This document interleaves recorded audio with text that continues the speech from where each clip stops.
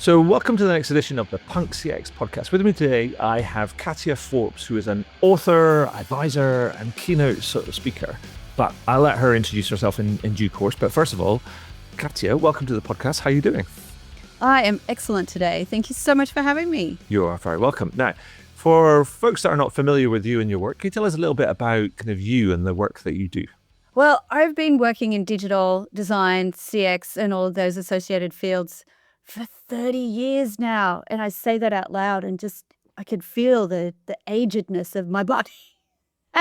So I've been a practitioner on the tools, amongst the weeds, and also operating now more at a strategic level. I've worked in consultancy. I've built, run, sold my own business. I've also worked client side, so in banking, working in journalism as well. And so I've had a really varied career, but the thread that goes through all of it is it's always touched digital. So far back to the days when we used to call it new media. When the web was a thing that people were like, what's that? Web? Potential web? When the web was born. But it's given me a really good long trajectory to have a look at things and and get to where I am now with a really solid perspective on where we've been.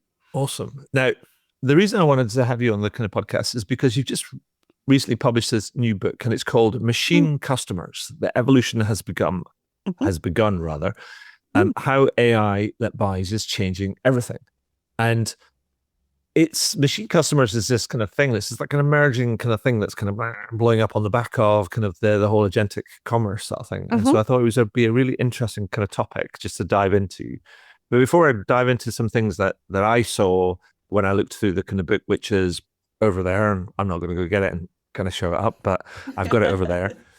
Before I get into some of the things that stood out for me and to give people a flavor of the book, I wonder if you could tell me a little bit about the book and how it came about and some of the main headlines. So the book is a field guide for CX practitioners, for business leaders, for people who care about their customers to work out how they change their business models and customer experience when the customer is no longer human. When it's an AI that's buying, either as a delegated agent that I'm sending out into the world to go and, shop for my shampoo, or whether it's something that's much bigger in scale, an autonomous factory that has predictive maintenance and the AI can order parts for it. So the agentic commerce part of it, I think, is a subset of the idea of a machine customer, that sort of agent going and buying. But machine customers they're cars. They're robots, they're factories, they're autonomous platforms, they're multi-agent networks, smart homes, all the way up to smart cities. So exploring that in the book and trying to help people navigate from where customer experience has been over the last 30 years to where it needs to go in order to welcome in this whole new group of customers. That's what the book is about, and giving people practical things that they can actually do rather than like hand-wavy future predictions. Perfect. I mean, so just to dig into this whole kind of a machine customer sort of idea. I mean, I'm glad that you expanded out beyond a sort of a consumer-led sort of like thing. But just if I zoom out a little bit, I mean, just so I understand it, maybe our listeners understand it a little bit better as well. I mean, is a machine customer not just a customer that has captured, automated, and enabled their preferences with regard to decision-making and also particularly kind of purchasing and things? Is that not what a machine customer is, or am I missing something? I think it's the autonomy that's missing in that. And the way that AI is advancing at the moment in terms of introducing autonomous decision-making into physical objects, into large-scale procurement platforms. Thinking about it from a financial services perspective, let's go for something on a treasury platform that wants to move money around on behalf of a company and autonomously makes decisions about, I can see a whole lot of money that I've got in China and bills to pay in South Africa. I'm going to make that transaction.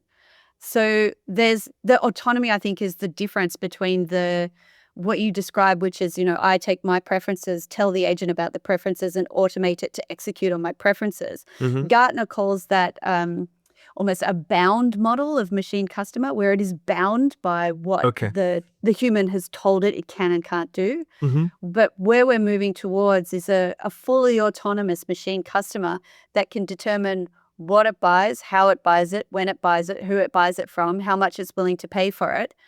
And there is ultimate liability on either side of that, of like the humans that run the business that sell the things and the humans that either run the business or own the agent. But ultimately, that autonomy that goes on in there is very different from us just going, here's my preferences, automate that and execute on them. Okay. And because I know this is quite feature kind of focus, it's like setting the ground, sort of like saying, here's the landscape, what it looks like right now, here's what's emerging, here's what the kind of future, prepare yourself for the potential future. I mean, if you think, I know it's hard. I mean, thinking 5 years out, any point in time is kind of generally Adrian, hard. That's my favorite thing to do. Okay. It's literally my favorite thing to do. let's stroke our chins a little bit and then think 5 years out. I mean, what proportion of transactions do you foresee will be driven by this? I think you call it MCX in the book, the machine customers. Yeah. I mean, what are we kind of talking about now? Because we're pretty much almost like is it zero? Or is it a rounding error right now? But what are we likely to see given the nature of kind of the world kind of right now? Well, I think that if you look at the statistics on it, so WorldPay has done a really great agentic commerce report just at the end of last year. And just looking at American consumers alone, and just in the consumer market, they're predicting 9% of purchases through AI agents within the next 5 years. But that's a $2.9 trillion e-commerce market, right? By 2030. So we're talking $261 billion of AI-driven spend just in the US, just in the consumer market. And the B2B number is much, much higher. It's just that's less visible. Yeah, I guess so. I think the thing to point out, I guess, is that, and it's almost the elephant in the room every day, all the time, is that everybody talks about the B2C or consumer sort of like space, but B2B is what drives most economies. Yeah, and it's where the money is for this as well. Right. Sure. And so do you see those playing out more in the B2B space rather than the B2C space in like over time? Yeah, I do, because algorithmic procurement it's already in market today. So Walmart has been piloting algorithmic procurement since 2022. They run an autonomous AI that negotiates with their vendors for the best prices for the products that they want to buy from them and then put them in the Walmart stores and sell. Right. And they're now operationalizing that and scaling that. So they have more than 2,000 vendors. In the pilot that they were running, about 3/4 of the vendors actually preferred to negotiate with the AI. I think that because there was no kind of emotional like backwards and forwards there. You could say whatever you wanted to the AI about how crappy you thought the terms were that it was offering. Right. But AI procurement is absolutely, and autonomous procurement is absolutely going to be a massive, massive market. If you think about all the procurement that gets done in the world, the things that businesses buy, and all of the pain that goes into responding to requests for proposals or requests for quotes and things like that. And I've worked in big corporate. I know how deeply painful that our procurement processes were when I was working in there. So it's a natural fit for us to give that painful task to an AI in order for it to make the best, soundest decisions on behalf of the business. Yeah. So that's going to be huge. I mean, automated reordering, that gets more into we have a bound version of that's already in market today, which is the HP printers that can order their own toners and supplies. Yeah. But in 2021, that was like a $500 million line item in HP's P&L. Right. So the machines that can automatically just order stuff that they need, and the more smart machines that we're going to be having, because there's more than 7 billion devices and things in the world that had the opportunity to act as a customer, like watches, smartphones, cars, smart houses. And so as they start making determinations for themselves about things that they need to purchase, that is going to be a really, really big part of the pie as well. It, Um, it, yeah. it also feels like the over the years, and I'm sure you've kind of tracked it as well. Everybody's talking about there was a big blow up, and it continues today. It's still a big field. It's like IoT was the next big thing, and you're like going, That's where this got born. This was born out of IoT. Well, So yeah, this exactly. was, And it's almost a bit like this sort of capability is going to make IoT almost like kind of like yeah. come to realize its kind of potential in many ways. Yeah, this was definitely born out of some Gartner research into IoT by Don Scheibenreif, when his people leader asked him, what if the thing became a customer? Right. And then, and this is back in 2016, 2017. Then I saw that research and was like, if the thing is the customer, what happens to customer experience? Right. Hence the thinking and writing and talking, and then finally, collating it into a book that people can actually purchase to help them navigate this. Yeah, and also the other thing that kind of makes it, it's almost like a historical reference is like, so there's the IoT thing, and then there's the machine customers and how that all, and the new kind of like agentic capabilities that are starting to develop, and how that's going to manifest itself both in the B2C space, but also more importantly in the B2B space as we move towards this more kind of a autonomous enterprise type of scenario. Yes, I'm literally researching and writing about that. Yeah, which is fascinating, and it's almost a bit like, for people thinking about it, it's about having it's like having a self-driving car, but in the form of a business in many ways. But then the other thing I wanted to ask about is like, and this is a bit of a blast from the past, or possibly slightly esoteric. I mean, this also feels a bit like Doc Searles's VRM, or vendor relationship management, sort of like, framework or philosophy brought to life. I mean, does that feel sort of accurate?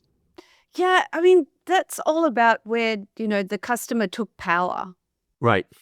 And it is that, but in a really sort of weird way. Right. Okay.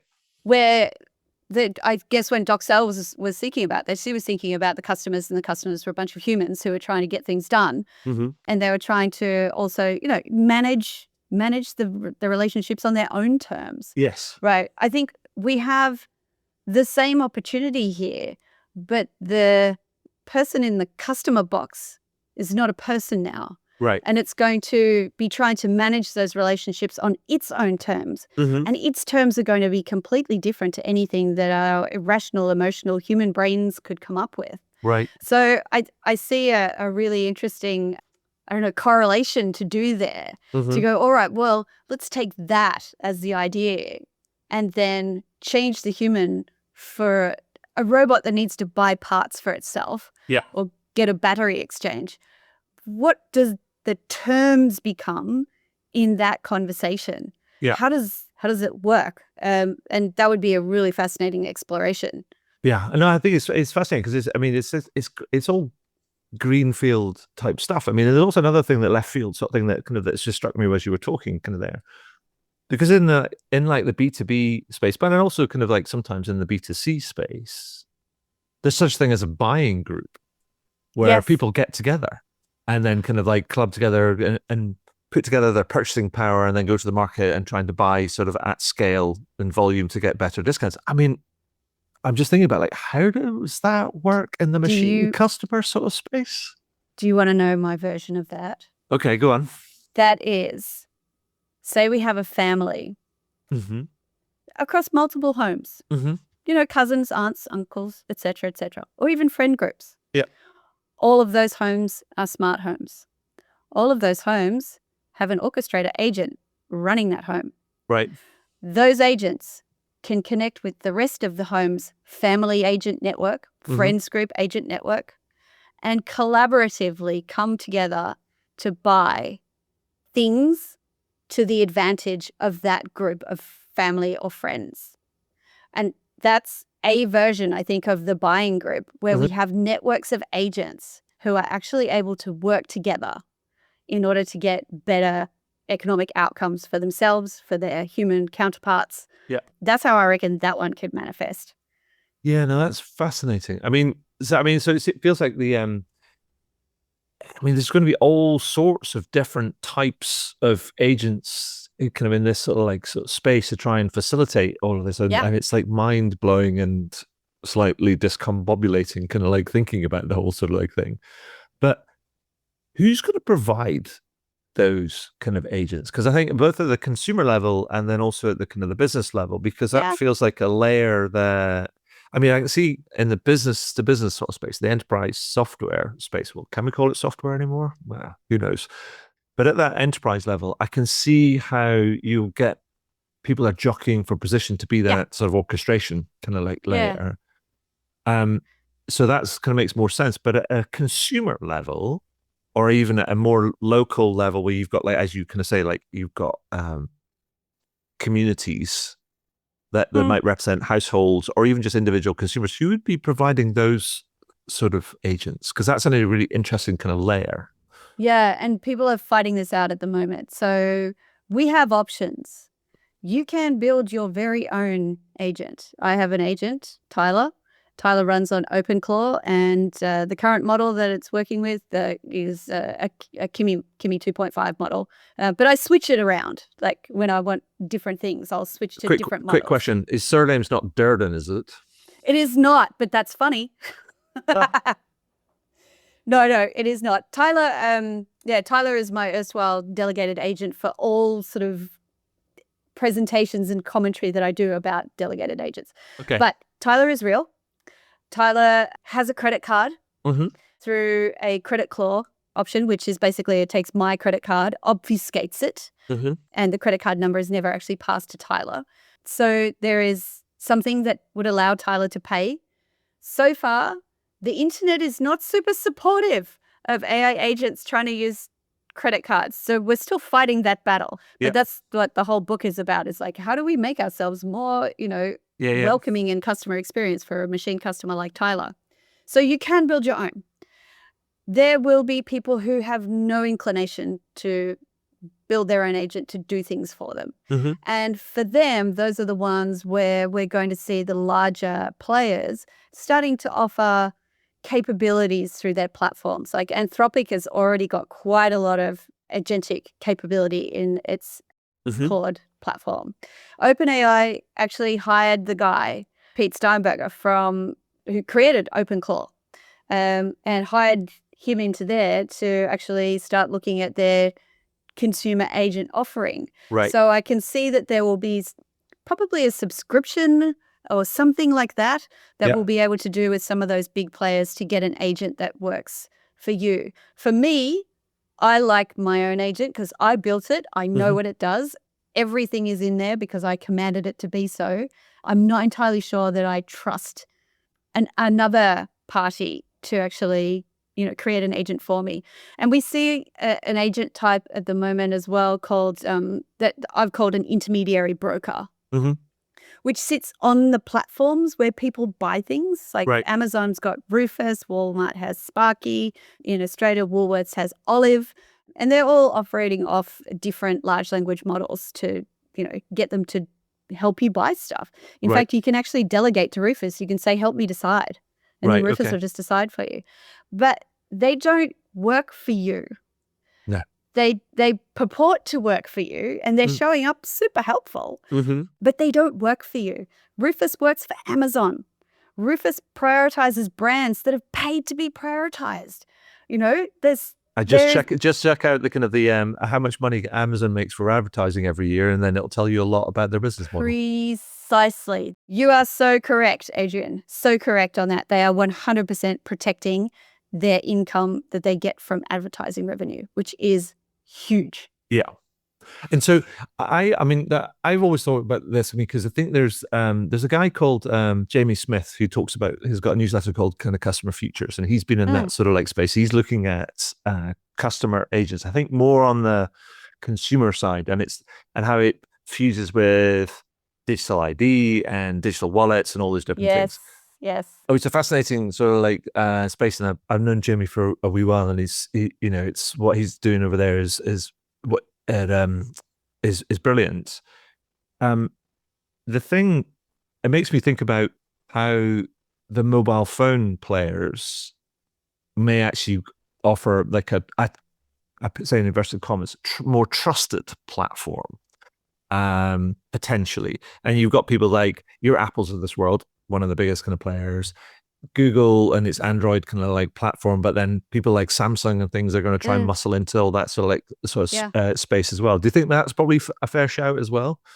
I think everybody's going to have a crack at this. Right. And I think the one who'll probably win will be the one that makes it friction-free, effortless, simple, and it also does what it says on the tin in a trustworthy, ethical fashion. Trust, I think, is the key word of the key. Do you trust them to have your best interest at heart as well? This is table stakes now. Trust. So I think about agentic commerce in particular at like 3 different altitudes. One being that foundational, hey, let's get machine readable, everybody, which is where everybody's kind of scrabbling about at the moment and taking their SEO ways of working and repackaging it as AEO and then giving you a checklist that looks a lot like SEO. But there's a lot of activity down there. But there's a middle layer as well, which is that operational trust, which is table stakes, which is know your agent, KYA. Who is the agent? Who's the liability holder in that? Can we trust it? Can the agent trust our business? Can we create a trusted transaction? All of those sorts of things sitting in that middle layer, which is, again, table stakes. But I think that for businesses who are thinking about those, like if everybody is equally discoverable and everybody is equally trustworthy, which is what it's going to have to be for this to function, then what separates anybody from anybody else? Sure. And my perspective on that is that it happens at the stratosphere, which is where we signal our values, who we are as organizations. Because in some experimentation, looking at how AI decides to recommend you rather than just cite you, it cares about what you put out into the ecosystem as the values of the organization, matches it to whatever values that it is going and looking and searching for, and then checks third parties to make sure that you're actually living your values, not just espousing your values. So I think that this is a really great place for organizations to start thinking. It's like, okay, so we say this about ourselves. We say things about sustainability. We say things about, ethical sourcing. We say things about an ethical supply chain. Are we living those values? Can we prove it? Right. Because an AI agent has got infinite patience to go looking for the proof. Yeah. No, it's interesting. I mean, and then I was thinking about it. I think before we were talking, I was thinking about writing something around kind of this because I think it's a fascinating space. How it progresses, I don't know. I mean, and I have questions around how it kind of plays out and how it kind of like smashes against and changes sort of embedded kind of behaviors, as it were. Yeah. And so, how does this impact people who like shopping? So because let's face it, it's the national sport in many kind of countries, or like randomly browsing. And I was just thinking about it just then as I was asking, or just as you were talking, and I was thinking about, well, actually, that's true in the consumer space, but it's also really true in that shopping or preferred suppliers kind of like sort of like space connections and relationships in the business to business sort of space.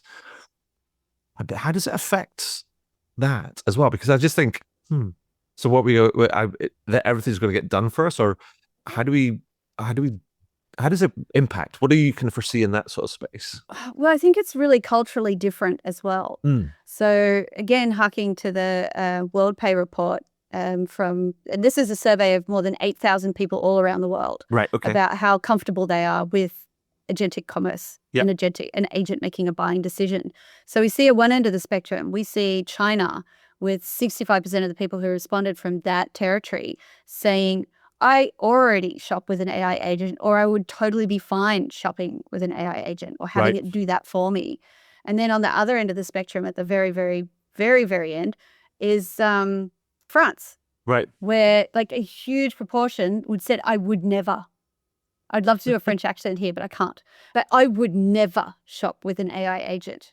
Like they are the biggest resistors to agentic commerce as found in that particular survey. And so there's a cultural aspect to this of the comfort from that type of perspective. Looking at the microcosm of America, about 35% of the Americans said that the reason why they wouldn't use agentic commerce is because they like shopping. That was one of the reasons. I Right. like it. That's why I wouldn't delegate it. But I think what we have to look at here is like if even 20% or 30% of transaction volume shifts to agents who've got zero tolerance for friction, zero tolerance for any interest or zero interest in your brand story, then you've got to account for that. Well, it's a massive market. What it does mean as well is we're going to have to run parallel tracks for a bit as we figure this out. And I think particularly in a business to business example, the relationship aspect of being the preferred supplier. So there is going to be people coming with requests for proposals for, I want to buy a thing from your business, big procurement angle. They will have the humans who are wanting to have a human relationship conversation with the vendor, saying, how are you going to support my 3-year digital transformation? How are you going to be my partner in this business? But they're also going to have an AI agent that takes the 900 questions that are in the response and interrogates them for accuracy, for compliance, for third-party credentialing and proof to ensure that when you say you don't have any modern slavery, you actually don't. So there's going to be this sort of two paths that have to run.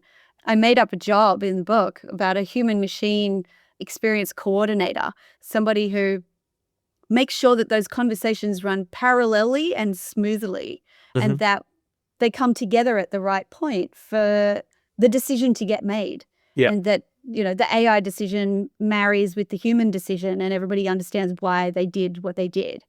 So there's that aspect in the B2B space, but also we're going to have to continue to curate experiences for people. I just wonder whether there will be a premium for having a human serve you. Oh, 100%. 100%. Yeah. I mean, it's just like, and that's something that came out in so I do this annual end of year predictions kind of piece, which I've been doing for 7 years now. But it's a curated sort of piece. So last year I got 777 different predictions from nearly 400 different people. Wow. And so I had to boil them all down into themes. And I got 18 different sort of themes, and I used about 60 roughly quotes and created a bit of a story. And one of the kind of things that came out was that there's a trajectory, and I think that don't be surprised if you'll see more AI free or kind of like human only sort of like service, blah, blah, blah. But don't be surprised if people try to charge you more for it as well. And I think that's absolutely a way to go, because I think there's value in that, in the minds of the customer base. It's not just about efficiency. It's about kind of like value and the value exchange that goes on between a business and another business, or a business and its customer. And so I think that's a really interesting sort of like space.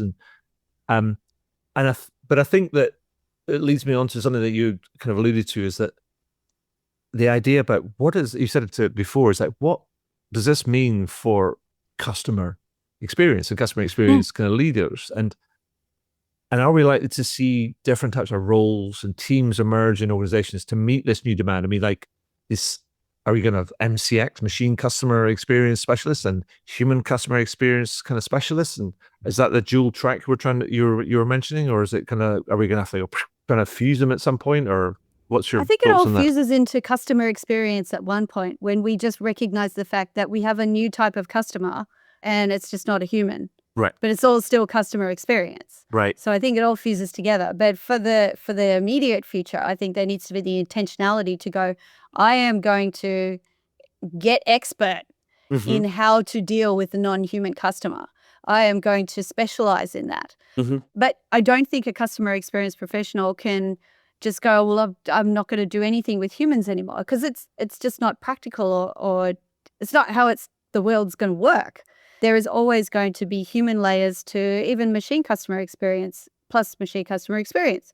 So I think that there's toolkits that we use that just don't work for machine customers, like an empathy map.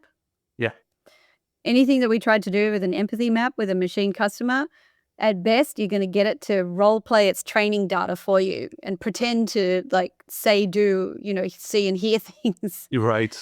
Because that's what happens. Like Maltbook, for example, where they all went out into that social network for agents. It wasn't sentience, self-awareness or anything like that. It was them role-playing their training data. Right. Okay. And it was fun and interesting, but that's pretty much what would happen. Whenever you try to give them something that is human, as yet, we haven't seen them use it in a way that is unique to agents, as far as my research has showed me. Mm-hmm. We see them role-playing their training data. So empathy maps, CSATs, like how satisfied or dissatisfied, like that's not a thing that you would ask a machine customer. What you would ask a machine customer is about ease, customer ease, how frictionful or friction-free was this, but don't have to even really ask them. You just get that from your telemetry. So we start looking in different places. So I think the really interesting thing is that I think the framework that does work in this sort of sense, I'm guessing, is if you take a jobs to be done of approach, because it's really matter of fact. You're like going, what is this kind of like either customer, machine customer, agent, what is the job that they are trying to do? And you have to then match that against, are we helping or hindering in that kind of like the achievement of that job to be done? And then it becomes outcome based. Are you does it work or not? Yeah. And that's a great pivoting of an existing tool. And this is what I want leaders to go away with. Like, we're not starting from scratch here. We have a lot of knowledge and a lot of tools and a lot of useful things we can do. And that is a great example of an existing tool that we can pivot to this new context to get value and to deliver good outcomes for these new customers who are asking us to help them. Like, I don't know if you've ever tried to get one of the agent platforms to browse the internet. It's deeply painful. I feel sad for them. I feel sorry for them because it's so bad. Yeah, no, I mean, I kind of like tinker away with some of this stuff and keep a watchful eye of it. But no, the browsing kind of part, I'm like going, no. Take my word for it, man. It is a deeply painful experience. Have you ever done, and I'm sure people in the audience will, usability testing with somebody who doesn't really know how to use the internet and is just so confused that you know that you're supposed to just wait and see how they use it, but all you want to do is help them. Yeah. It's like that. It's like one of those so painful usability testing sessions. I remember a story that I learned from somebody I spoke to on the podcast years ago, and they were, what were they? They were like a chief product officer at appeared to be a lending platform called, I think it's Zopa, actually. And they wanted to better understand their customers' experience on their platform. And what they did is they brought a whole bunch of customers into their offices to do some real transactions live on a screen. And then they put a whole bunch of their engineers and their designers and marketeers and comms people in a room behind a two-way kind of like mirror, and then watched them. Oh, it was also soundproofed as well. And then watch these customers trying to do transactions. And the amount of hair pulling and screaming that took place when they were watching people trying to navigate around something or use something that they designed or tried to kind of explain was comical, apparently, because it's like it's right there. Why can't you see it? Are you an idiot? Yeah, I've sat in those rooms. Yeah, with all of the designers and product owners, etc., just going, but it's obvious. And I'm like, yes, because you've been looking at it for like 7 weeks. This person is seeing it for the first time. Yeah. And I've been in there. And that's a big leveler, and particularly if you think about it from a machine customer perspective. You're like going, and you made a mention to something about, are you kind of machine readable? And then you have to apply that to sort of, just everything, in this sort of like this new sort of space. But so I think it's fascinating. But I think the old idea about kind of machine readability and also kind of like thinking about it from a jobs to be done perspective, I think kind of like just brings it down to a level just to think about, okay, are we kind of meeting kind of those sort of things? That's definitely worth an experiment. And if people on the show want to have that experiment and report back, I would be really interested. Yeah, no, fantastic. One final thing I wanted to ask, digging into the book. I mean, I think you mentioned the person, you use a kind of almost a fictional kind of character to try and explain this story, and I think the character is called Maya. Maya, yes. Yeah. So, but later in the book, Maya reflects on what she calls a failed efficiency revolution. Mm. And I wondered if you can tell me about that and what happened and what lessons can be learned from that. Because that's almost like what's almost happening in that something projected into the near future. And then almost kind of, if we can learn those lessons, then we can maybe set ourselves up to try and avoid them going forward.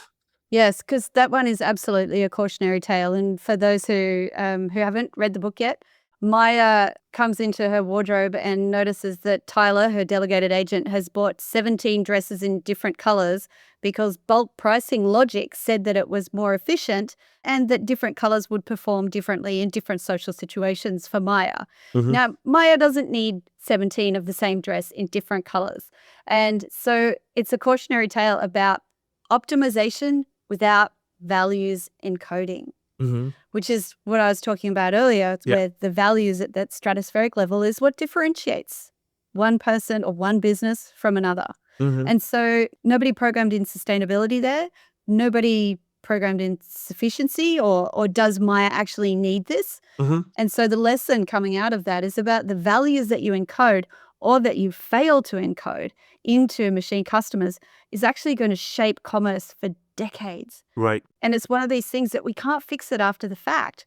This is our moment to get these values encoded into the creations that we're putting out into the world. Yeah. At just even the B2C small scale buy me shampoo to the really large scale smart city procurement that needs to buy, a bunch of widgets for its waste management system. Yeah. Or lighting and, chooses something that's not a great energy efficient, sustainable thing versus something that was cheaper.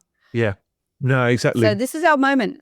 Yeah. I mean, it's you've got to think about this carefully and systematically and also systemically, because otherwise you could create kind of externalities that you go, oh, my agent could have bought us. We needed kind of 1,000 of these widgets for our to replace all these sort of things, but my agent seems to have got a great deal on 1 million of them, and 1 million just showed up, and with no returns policy, and where the hell we haven't budgeted for that, and where the hell are we going to put them? Yeah, there's a lot of guardrails and scaffolding that need to get put in place. Everybody's racing really fast to get the payment rails in place and all of the infrastructure working. Mm-hmm. And China is racing ahead on this. Their Chinese New Year campaign to get everybody to buy bubble tea using Quen, their AI model, and then have it paid for and delivered via the Alibaba stack. 10 million orders in the first 9 hours. 120 million orders across the whole life cycle of the campaign. It's nuts. And that's because Alibaba owns the whole stack. MasterCard and Visa and Stripe aren't fighting in the middle of it our other markets. And is that all taking place in that kind of that WeChat sort of ecosystem, or is it in a slightly different one? No, WeChat is that's a separate ecosystem, but Alibaba owns Quen, Alipay, and all of the delivery logistics that sit underneath it. Right. Okay. I think it's Tencent who owns WeChat. Right. Okay. Probably want to check that. I'm pretty sure. And they're like this. Well, Tencent was pretty salty about this whole thing because they've got their own AI play that they're trying to do. But what Alibaba did was took a leaf out of Tencent's book, because Tencent, more than 10 years ago, came up with the idea of the digital hongbao, red envelope for Chinese New Year. Okay. And that was the first way that they did this, which is send digital money, digital hongbao to your relatives, to your children, etc. And that was an amazing campaign and did really well. So basically, they took a leaf out of that book and went, okay, let's do a thing that gets people to onboard and delegate a buying decision to an AI agent. And they spent 3 billion yuan on that onboarding campaign. It's 431 million USD for those who don't think in yuan. Perfect. Oh, one final thing I wanted to ask about, and this is more about this whole concept of machine customers, just broadly, and because I was reading about Nomsa and Kosi in the book. Another fictional character for the book, yes. Yeah, but I think it's a fictional character, but it sort of leads to a kind of a point around whether kind of a machine customers or machine customer experience will be for everyone and every business and everywhere. And I wanted to just get your perspective on that because otherwise it can feel like, oh, it's like tech jazz hands. And Yeah, it's like going exactly. all Exactly. everything for everything for everyone everywhere sort of thing. And it's like the reality is possibly a lot more nuanced than that. Yeah, Nomsa's story is the one that really needs to keep us honest. And so Nomsa owns a spaza store in South Africa, which is part of the informal economy. So people who run shops out of their houses, roadside stalls, things like that. And Nomsa participated in a fintech startup that is an actual legit in South Africa fintech startup called Yoko, who provide point of sale devices for people who are in the informal economy so they can be brought in and participate. It's about financial inclusion. And about 80% of Yoko's customers, it's the first time they've ever taken a credit card. They've never taken a credit card before. And so that financial inclusion is fantastic. But in the story, Nomsa's nephew comes in and says, hey, look at my AI agent and what it can do. And I can buy bread. Look at me buying bread. And so the agent, because it's looking for machine readable places where it can buy bread and actually do the transaction, goes to one of the biggest stores.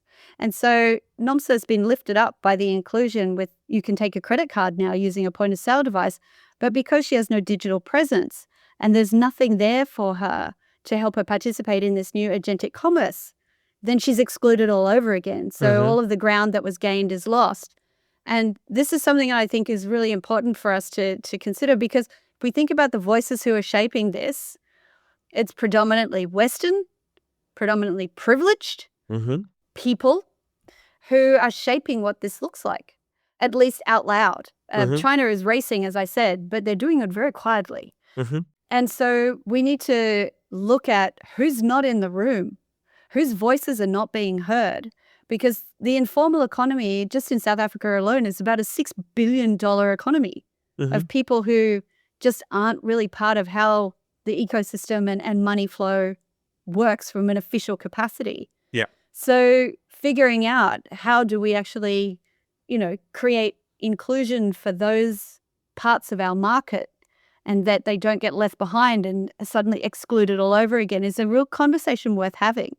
And I think, at that time, it was me and Dean Broadley from Yoko are the only two people having that conversation in the whole wide world, which made me kind of sad. But I'm hoping that putting it in the book and asking people to think about it and inviting perspectives that are not privileged, white, Western perspectives to be in this conversation, that we can actually try to create an MCX for everyone, an agentic commerce for everyone that lifts everybody up rather than disenfranchises and excludes people all over again. Yeah, I'm sure that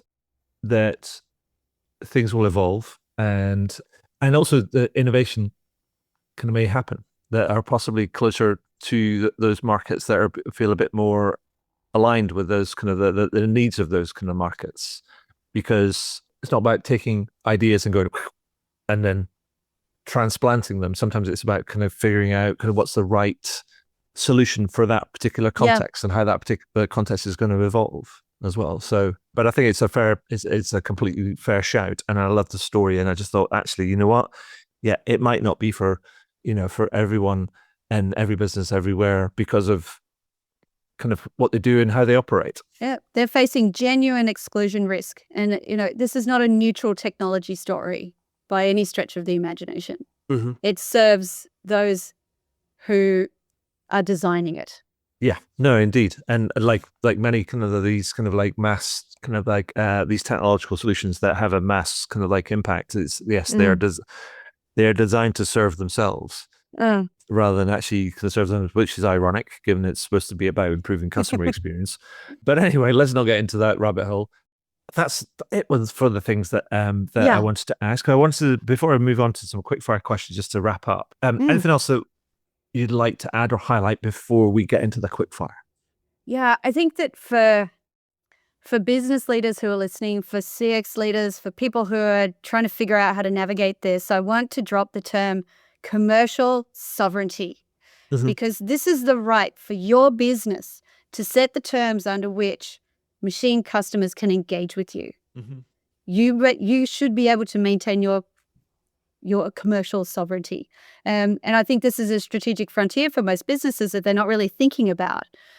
Because what's happening is so many of the players in this space, the infrastructure players, the payment rails providers, the AI players, they're all kind of doing their thing to kind of grab their bit of the revenue and grab their bit of territory and stuff like that.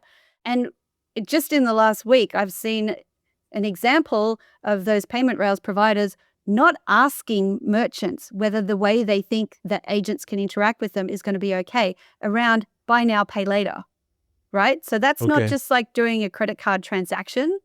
Buy now, pay later is a conscious decision that human beings make to manage their cash flow with associated risks and often under duress because they don't have the money to buy the thing that they actually want to buy. Sure. And about 41% of buy now, pay later is defaulted on. And Klarna and Stripe have added buy now, pay later to agentic commerce to allow agents to use that as a payment mechanism, which is a completely different thing from spending money that a person might have or have authorized on their credit card. And the default risk is going to be carried by the merchant, I'm guessing? Correct. You are correct. Yes. Funny that. Yeah, it is absolutely carried by the merchant, but Klarna and Stripe did not ask their merchants, hey, do you think that's okay? Are you all right with that? So I think as part of planning your machine customer experience, part of what you have to investigate and decide and articulate is what your commercial sovereignty terms are. How are they allowed to come and interact with you? Wow, great point. Thank you for sharing that with me. Anyway, and it's kind of a lot to think about. But a few quick fire questions before we finish up. So first one is I always ask people to boil things down, give me their best advice. And the way I've been doing that is to ask them to complete the sentence. And the sentence is this. Katja, what would be your best advice? Well, actually, that's my kind of me reading my question. Is like the sentence is, if you want to improve your customer experience, Katja says, do this. Design for the customer that you have and be very clear on who or what they are. Perfect. Now, second one, punk one, obviously. What company or brand do you think takes a more punk approach to customer experience and why? Okay, Patagonia is my pick for this one because Patagonia is so deeply invested in circular economy and sustainability that they will go as far as to say, don't buy our product if you don't need it. Just don't. And if you do buy our product and you rip it, it needs repair, give it back to us. We'll repair it for you and give it back to you. Don't buy a new one. Don't buy a new one.